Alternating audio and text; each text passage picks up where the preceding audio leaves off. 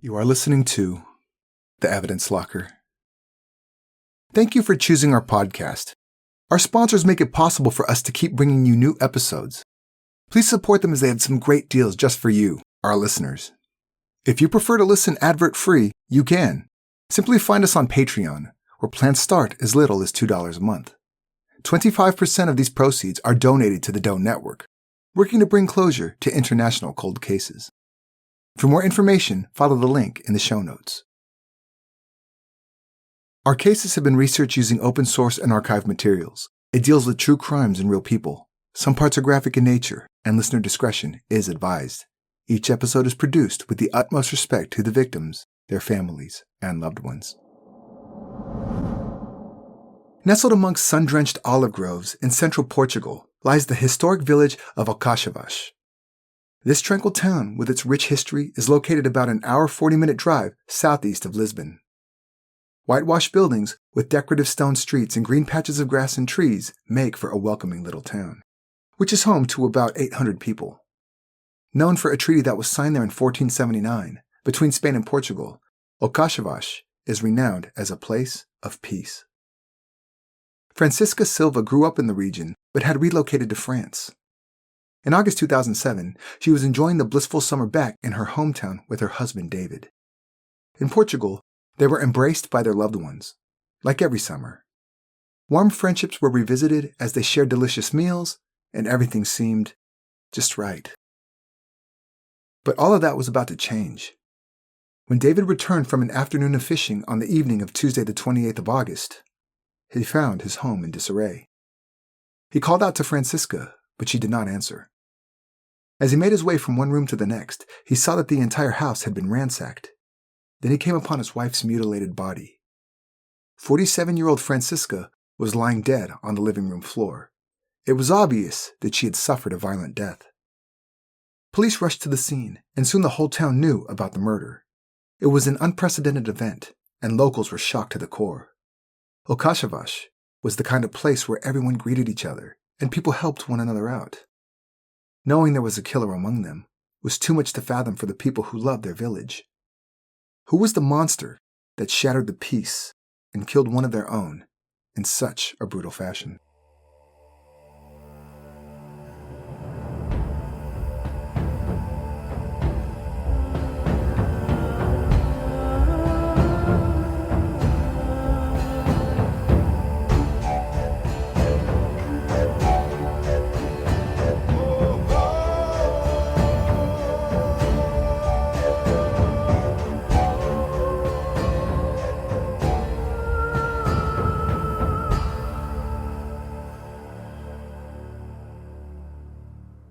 Francisca Silva was born in 1960 and was seen as a respectable, kind, and hardworking woman. She was originally from the small, rural town of Alcaçovas. It was not a wealthy region, and Francisca was raised to live off the land. Everyone in her community worked really hard, planting and harvesting their fields. This instilled a strong work ethic in the young Francisca, but she knew her future was elsewhere. Like thousands of Portuguese people, she yearned for a life away from a country broken down after years of dictatorship. Hoping to find a better life in France, Francisca emigrated when she was in her late teens. When she left, she had no definitive plans and had to keep an open mind as to what she would do for a living. Soon, after arriving in Paris, she found a job as a housekeeper to a wealthy French retiree. David Silva also emigrated from Portugal to France for the same exact reasons as Francisca. He was a very determined and hardworking person who started out working in an amusement park. David and Francisca met each other in France, and he fell in love right away. Francisca was considered a beautiful woman, but David knew that there was more to her. Both of them valued hard work, honesty, and reliability, and sharing these traits made them admire each other even more. They got married in 1978 and had 2 sons together.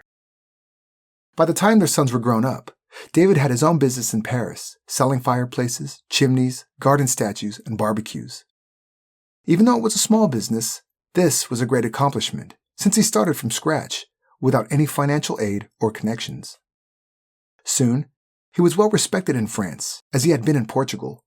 He was in a position to employ his youngest son as well as some casual workers. Francisca also helped wherever she could and did not mind the fact that David ran the business from their home. Francisca had worked for the same employer. Over the years, the two women formed a special bond, and the wealthy widow considered Francisca to be as close as family. So much so that when she passed away in January 2006, she included Francisca in her will. This generous inheritance changed Francisca and David's lives forever. She was no longer a servant, but the owner of 4 properties, among them a studio in Paris. This windfall came as a big surprise to Francisca, as she never even knew she was a beneficiary of the will. David kept his business going strong, and Francisca managed her new property portfolio. Their newfound wealth freed them up to take more leave, and every summer they made their way back home to Portugal for an extended vacation. In Portugal, August is known as the month of emigrants, seeing as most people who left tend to come back for the peak of summer. Just like any other year, the Silva family arrived in Portugal at the beginning of August 2007. That summer was perhaps more memorable than others because their 24-year-old son was getting married. Arriving from France, their first stop was Chaves for the family wedding which took place on August the 4th. After their son's nuptials, David and Francisca returned to their holiday home in Alcaçovas, where they stayed for a week. On the 13th, they joined the newlyweds on vacation in the Algarve. They stayed at a campsite in Faragudo, one of the most beautiful seaside villages in the region. Everyone noticed that David enjoyed the camping vacation. Usually, he would stress about his business and struggle to unwind. But this time was different. He was in no rush to go back to France, and they stayed in Faragudo until the 23rd of August. When David and Francisca arrived back in Alcaçovas, Francisca sadly learned that a family member had passed away. The funeral was planned for the 28th, so they agreed to stay in Portugal till then. On the day of the funeral, David and Francisca woke up around 6 a.m. David went outside to place floral arrangements for the funeral out in the sun. Back inside, they got ready and then left to pick up 3 other family members. The funeral was held at Foros de Salvaterra, a 1.5-hour drive away. It ended around 11:30 a.m., and David declined a lunch invitation, as he had promised to take Francisca's uncle fishing for the afternoon back in Alcaçovas. When they arrived home at 1:30 p.m., David was in a rush and told Francisca he was running late. He had a quick lunch, changed his clothes, collected his fishing equipment, and left in a hurry to meet her uncle. It was around 7 p.m. that David returned home to find that it had been burglarized. All of the cabinet doors and drawers were opened, and belongings were strewn all around. At first, he couldn't find Francisca, but then made the tragic discovery. Francisca's lifeless body was lying on the living room floor, with a towel covering her face. David ran outside, screaming that his wife had been killed and pleaded for help. Neighbors rushed to his aid and called the police and an ambulance. When paramedics arrived, they declared Francisca dead. David was so distraught, a neighbor saw him wet himself. First responders noticed David's condition and called in a psychologist to assist. David was in trauma and trying his best to come to terms with his wife's murder. Police examined the scene and ruled that it was a burglary gone wrong. Their first guess was that Francisca surprised the intruder and that he killed her before she could do anything to stop him. Local police realized they did not have the resources to handle a big case like this and called in the special police unit that deals specifically with homicide cases. The unit acted fast, securing the location, and performed a first-glance examination of the scene. There were no signs of forced entry, no windows were broken, and the front door had not been tampered with. At the scene, a forensic investigator noticed ants coming out of Francisca's mouth, which indicated that a fair amount of time had passed since she died. Police did not need to wait for forensic results to know that something was amiss. The house was turned upside down. Every single drawer and door was open. The drawers were open neatly, almost aligned, and the contents were still neat and tidy, unsearched. A display cabinet's glass door had been opened, even though nothing was taken. Why open a glass door if one can see everything inside? As for the rest of the house, nothing else seemed to be missing. Even the most valuable items were still there. The offender, or offenders, had time to kill the victim and rummage through everything, yet didn't take anything. Except, of course, Francisca and David's green Peugeot 406. The fact was that everything seemed to have been opened symmetrically was intriguing. In the commission of a burglary, criminals typically try to get in and out as quickly as possible, especially if the burglary escalated to murder. It was quite obvious that the burglary had been staged, which made police conclude that murder was the reason for the break-in. The supposed robbery indicated that the killer was not after money or valuables. He only wanted to end Francisca's life. This was a premeditated murder. After the forensic analysis, the police were able to determine that the assassin wore gloves, as there were no fingerprints at the scene. They were able to isolate a DNA profile that did not belong to either of the Silvas, their family, or friends. From the start, police had their suspicions about David Silva. Like any murder investigation, investigators look at those closest to the victim first. David was questioned by police on the night of the murder. It was a short interrogation as he had a solid alibi. He was fishing with Francisca's uncle, which placed him far away from the crime scene at the time the murder occurred. He also assured investigators that his marriage to Francisca was happy and healthy. The next day, the police began to question the Silva's neighbors and other people of Alcaçovas. They asked if the locals knew anything about the crime or if they had anything odd happening on the afternoon of the murder. In a small and intimate village like Alcaçovas, everyone knew everyone. So when a foreigner who didn't speak a word of Portuguese showed up asking for directions, they all took notice. He had a distinct French accent. Independently, countless local witnesses informed police of a 6-foot-tall man with a ponytail and mirrored sunglasses. He was seen arriving by bus in Alcaçovas the previous day. He had a beer on the veranda of a cafe and then moved across to another restaurant for dinner. The waitress saw him wiping the glass and cutlery clean after his meal. She found this strange. In hindsight, police had to wonder if he was trying to remove all physical evidence of himself visiting the town. Some people claim that they also saw this man driving Francisca's car around 4:15 p.m. All the witnesses described the exact same man, and police felt there was a strong chance the man knew something about the murder. They caught a lucky break a few days later when Francisca's Peugeot was found in Madrid, Spain. But it didn't yield much information, seeing as the car had been abandoned and the tall foreigner was nowhere to be found. Back in Alcaçovas, the community mourned Francisca's death with David. David cried openly and told friends and relatives that he was devastated and that he had no reason to keep on living. Shortly after the funeral, David returned to his Saint-Martin home on the outskirts of Paris. Because there was no evidence linking David to the murder, he was granted permission to leave Portugal. Even though the unidentified foreigner could have been a feasible suspect, investigators had an uneasy feeling about David Silva. His behavior, after discovering his wife's body, was strange. Usually, once an ambulance arrives, the spouse of an injured person wants to know what is happening, or if there is something they can do to revive the victim. But David accepted the fact that his wife was dead rather swiftly, and instead of going through the initial shock reaction of denial, he made it all about himself, how shocked he was, how terrible it was for him.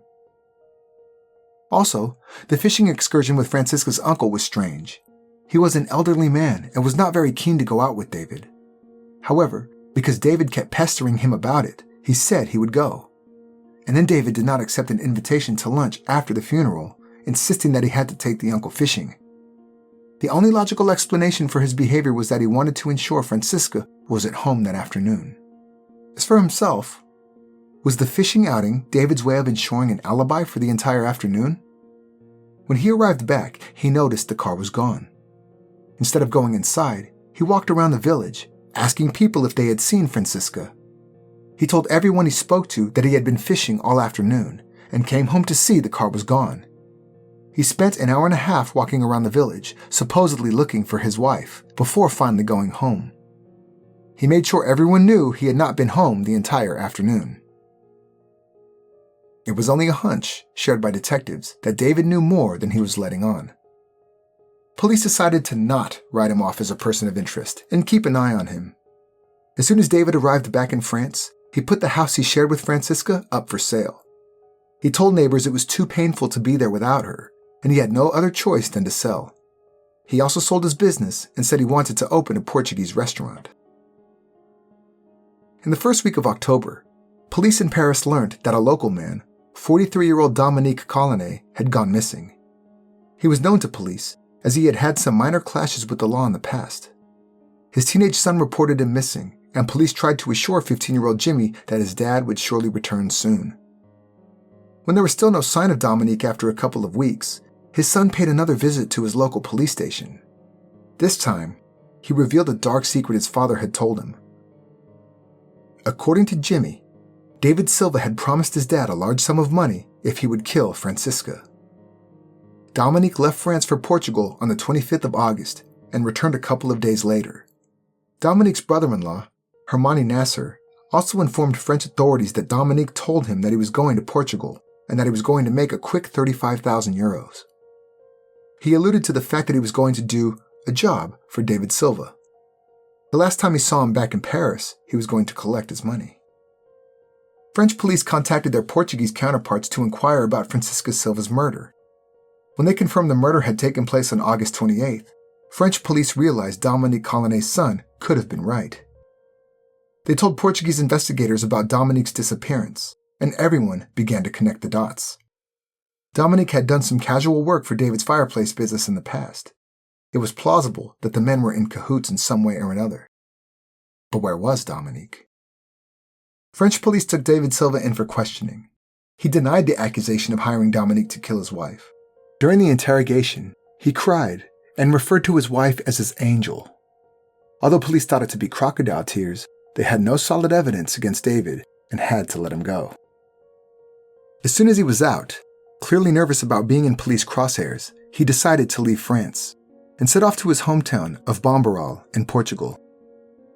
What David didn't know was that the Portuguese authorities were still considering him a suspect in the murder of his wife. So while he thought he was evading French police, he placed himself right back under the radar of Portuguese police.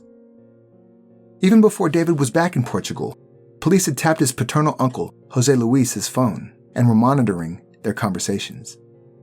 It was clear that David was close to his uncle, and they spoke often. Toward the end of October, the conversations had become rather strange. During one bizarre call, David's dialogue sounded more like code than conversation. He said, "I'm going to send a malfunctioning chimney to Portugal. You can dig a hole and you can bury it down there." A red flag was raised immediately. Firstly, chimneys don't typically malfunction. And if it did, why would a businessman pay a shipment fee just so a family member could bury it in another country? David continued the conversation saying, "I'm going to finish my business. After that, you can include my father." The police knew something was up with the recently bereaved husband. To recap, he was sending a faulty chimney from France to Portugal. His uncle had to bury it, and then had to contact David's father. None of what he said made any sense. The police contacted the shipping company and received an interesting piece of information. David Silva had the package transported on the 1st of November and had arranged to collect it himself. When the package arrived in Portugal, the police made sure to be listening in on all phone calls between David, his uncle, and his father. The three men had arranged to meet, but the police didn't know when or where. At this point, investigators decided to question David's father. The elderly Silva was uncomfortable and obviously stressed. Police used the opportunity to pressure David's father to come clean. They assured him that if he cooperated, it would bode better for him and his son. After some consideration, David's father decided to reveal the truth. He said that his son had committed a crime, and he only agreed to help him because David said to him, "Dad, I really need your help. This man, Dominique Colinet, is the one who murdered Francisca. I had to kill him, and now I need help hiding the body." Investigators were stunned. David's dad told them exactly how David had packaged the body and pointed them to the exact location where they had buried Dominique Colinet. David created the transportable tomb to be the exact length of the body and then decorated it with stones so that it looked like a chimney for a fireplace. The body was wrapped with mortar and an iron mesh to keep the shell intact during the trip. David, his uncle, and his father then set out to bury the body in the pine forest on their family's property in Bombarral. At the location, they removed the body from the coffin and covered it with quicklime, whitewashing it so as to conceal the putrid odor of decomposition. Then they buried it. With his father's confession, it was time for David to answer some questions. As soon as the interrogation commenced, David confessed to killing Dominique. He claimed that he did it only because he discovered that Dominique had killed his wife and he wanted to avenge her murder. Police documented the confession, but suspected that there was more to the story. Meanwhile, the forensics team was already examining the burial site where Dominique was laid to rest. Dominique's DNA was a match for the profile found in Francisca's house, and the Silva's car found in Madrid. Police publicly confirmed that Dominique Colinet was the person who murdered Francisca Silva. A post-mortem examination of Dominique's body found 2 bullet holes in the back of his head. There were also injuries to the rest of his body, but most of it was inflicted after Dominique had perished, most likely when he was placed into the concrete casket that would transport him to Portugal. Joining forces with Portuguese police, French authorities set out to determine where Dominique was murdered. Dominique's family members told investigators that on October 18th, Dominique left his house. He said he was on his way to collect some money. Some street surveillance cameras caught Dominique's car parked close by a gas station. Investigators were able to confirm that he was killed at La Ferté-sous-Jouarre, about an hour's drive east of downtown Paris. They were also able to determine that the corpse was transported from there to David Silva's house. French forensic experts searched David's house, where they discovered that a section of the floor had been removed. Despite the attempt to destroy evidence, they were able to retrieve traces of Dominique Colinet's DNA. Investigators focused all their attentions on David Silva and found that he was not the loyal and loving husband he claimed to have been. At the time of his wife's murder, he had been having an affair with a woman named Clorinda for 3 years. The 36-year-old had met David through his work. David and Clorinda had a son, also named David, and was born the previous year. There was no indication that Francisca knew about the other woman and child in her husband's life. One of Clorinda's close friends, Isabel Mendez, confirmed to police that Francisca was unaware of the affair. David had reportedly given Clorinda an engagement ring and was ready to start a new life with her. The friend also told police that shortly before Francisca's death, David had told Clorinda he was going to end his marriage for good, the easy way or the hard way. The expression he used was a common Portuguese phrase that is mostly used metaphorically. It was left open to interpretation. Portuguese authorities discovered that, like David and Francisca, Clorinda spent the month in Portugal too. She even met Dominique Colinet in Fatima. The more investigators learned about Clorinda, they realized that she was eager to have Francisca out of the way.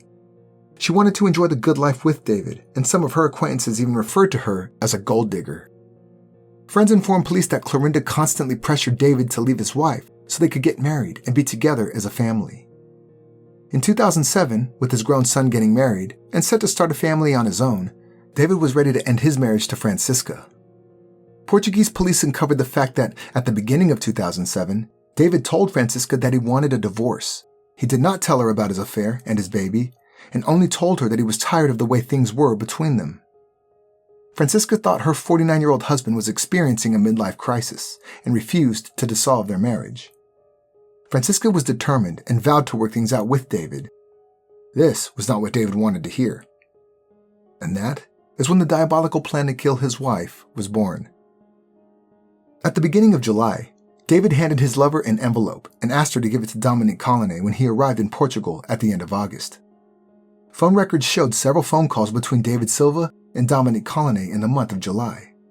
Although it was impossible to prove, police theorized that the men discussed logistics regarding Francisca's murder. In the days before the Silvas left for Portugal, David acquired 8 burner phones solely for undetectable communication between himself and Dominique. On the 3rd of August, Dominique purchased a bus ticket to Fatima, Portugal for August 25th. He used his cousin's name, Johnny Turban, so he could travel to Portugal without his real identity being documented. Arriving in Portugal, he went to meet Clorinda, and she gave him the envelope that had all the information he needed to make his way to Alcaçovas. The plan was for Dominique to use a disguise. David supplied the items, which included a ponytail wig, hair gel to use on the wig, and mirrored sunglasses. David assured him that by using the disguise, he would fit right in, and no one would take any notice of him. However, being familiar with the small town of Alcaçovas, David knew all too well that Dominique would stand out like a sore thumb. When Dominique arrived at Alcaçovas on the 27th, he walked freely through the village. David had given him an itinerary of sorts, instructing Dominique exactly where to eat and stay, all places where he knew the foreigner would be noticed. And it paid off. After the murder, locals all reported a man with a ponytail and mirrored sunglasses to police. Dominique floated around town, waiting for new instructions from David. David used one of his burner phones to call Dominique and told him about the funeral on the 28th. Dominique arrived at the Silva home at 6 a.m. on the morning of the funeral, and when David went outside with his flower arrangements, David snuck him inside without Francisca noticing. Dominique hid under a bed in the guest room and waited for them to leave. After the funeral, David was anxious to return to Alcaçovas as soon as possible. When they returned home, Dominique was still hiding. David told him that he would speak loudly when he left, saying, "Okay, I'm on my way to go fishing." That was the signal for Dominique to commence the murder plot. David left on his fishing outing at 3 p.m. Francisca was attacked soon after, without warning. She tried her best to defend herself, but her killer was too strong and too determined. With Francisca deceased, Dominique went around the house, staging the robbery as he had been instructed by David. He then left the house and drove off with Francisca's car. Villagers saw him in the car, and he was heading to Viana do Alentejo. David played his part, ensuring Dominique had enough time to complete his mission. He returned around nightfall to convince neighbors of his state of severe shock and sudden grief. The staged event ticked by like a play, courtesy of playwright David Silva. In the end, everyone in Alcaçovas remembered that David had gone fishing that afternoon, and that there was a foreigner with a ponytail and sunglasses in town. And this is the narrative that was repeated by each and every one in the village that day. As planned, Dominique drove Francisca's car to Madrid, left it there, and returned to France by air. This was the full assignment for Dominique. His mission was complete. He was ready and waiting to collect 35,000 euros as promised by David Silva. After 2 months, David returned to France, and Dominique was eager to meet with him. Multiple phone calls were made to David, all lasting only a couple of seconds. It became clear that David never intended to pay his wife's killer. If he eliminated Dominique, there would be no loose ends, and no one would ever be able to trace the murder back to David. In David's mind, once he paid Dominique, the contract killer could blackmail him for the rest of his life. Killing Dominique was the only way forward. Also, David did not actually have the money. In fact, he only had 3,000 euros in the bank. The inherited properties were all in Francisca's name, and David had no claim to her assets. That is, unless she passed away. He knew this before hiring Dominique to kill his wife, that he did not have the 35,000 euros, making Dominique's eventual murder every bit as premeditated as Francisca's. After many phone calls to and fro, David agreed to meet with Dominique, promising him that he had the money. When Dominique arrived at La Fère-sous-Jouarre, David shot him point blank in the head, firing 2 shots. He concealed the body in the chimney box and convinced his uncle and father to help him bury Dominique's remains. Thanks to a swift investigation and seamless cooperation between Portuguese and French police, the case was wrapped up within 5 months. Soon after his arrival in Portugal, David Silva was arrested. At that time, the police had gathered sufficient evidence to take the case to trial, and it was clear that David would spend most of his life behind bars. The 2 police forces decided that, although Dominique Colinet was murdered in France, it would be best for Silva to be prosecuted in Portugal, where the first murder, that of his wife, took place. David Silva's trial began in May 2009, in Évora, the district court for the region of Alentejo. One of his sons testified, claiming that his father had confessed to killing Dominique Colinet. David allegedly said that he shot Dominique to avenge the death of Francisca. David testified in his own defense and denied hiring Dominique to kill his wife.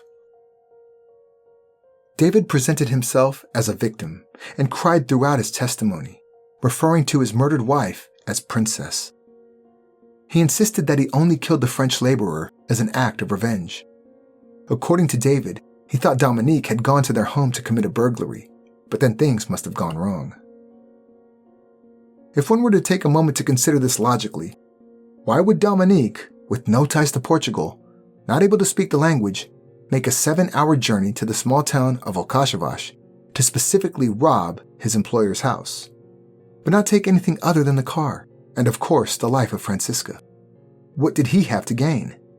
If he was desperate to steal a car, why not do that in France? A witness told the court that Dominique, although known to police, had never murdered anyone before. After killing Francisca, he allegedly told the witness that he never knew it would be so easy to end someone's life. He was going to shoot her with a pistol, but it had jammed, and he ended up completing the job using his bare hands. Once Francisca had lost consciousness, he used a wet towel to wipe her face, hoping to erase any transfer evidence. He threw the towel over her face and left. David's mistress, Clorinda's friend Isabel Mendez, testified that Clorinda had approached her and asked if she could buy a specific kind of contraceptive pill online. She wanted to mix it with other substances and give it to David so he could give it to Francisca. This cocktail was supposed to kill her and make it appear to have been a heart attack. However, a couple of days later, Clorinda told her friend to forget about the pills because David had made alternative arrangements. Francisca's death would look like an accident. Isabel Mendez thought her friend was just running her mouth, but when she learned that David had been arrested, she came forward to tell police what she knew. If it had not been for Isabel, no one would ever have known about Clorinda or David's double life, which was most likely the strongest motive for wanting to kill his wife. In January of 2008, David Silva was sentenced to 25 years in prison for murdering his wife and Dominique and concealing a corpse.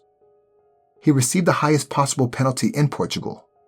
It was concluded that the motive behind this crime was to get rid of Francisca because she would not accept a divorce. David's mistress pressured him to make their relationship official, and he took action. David begged to be acquitted of his wife's murder and pardoned for killing her murderer because he was emotional and in despair. His request was denied. His uncle and father were charged with desecration of the corpse.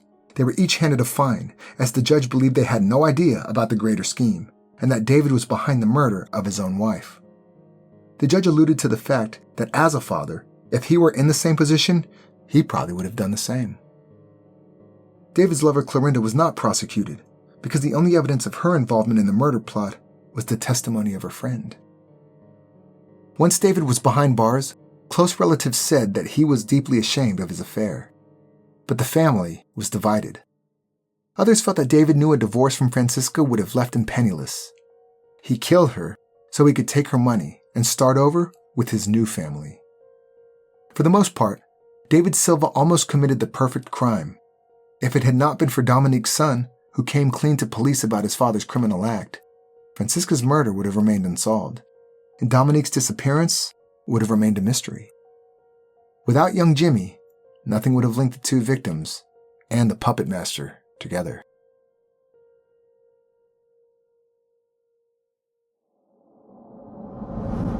If you'd like to read more about this case, have a look at the resources used for this episode in the show notes. Also visit and like our Facebook page at facebook.com/evidencelockerpodcast to see more about today's case. If you like our podcast, please subscribe on Apple Podcast or wherever you are listening right now. This was The Evidence Locker. Thank you for listening.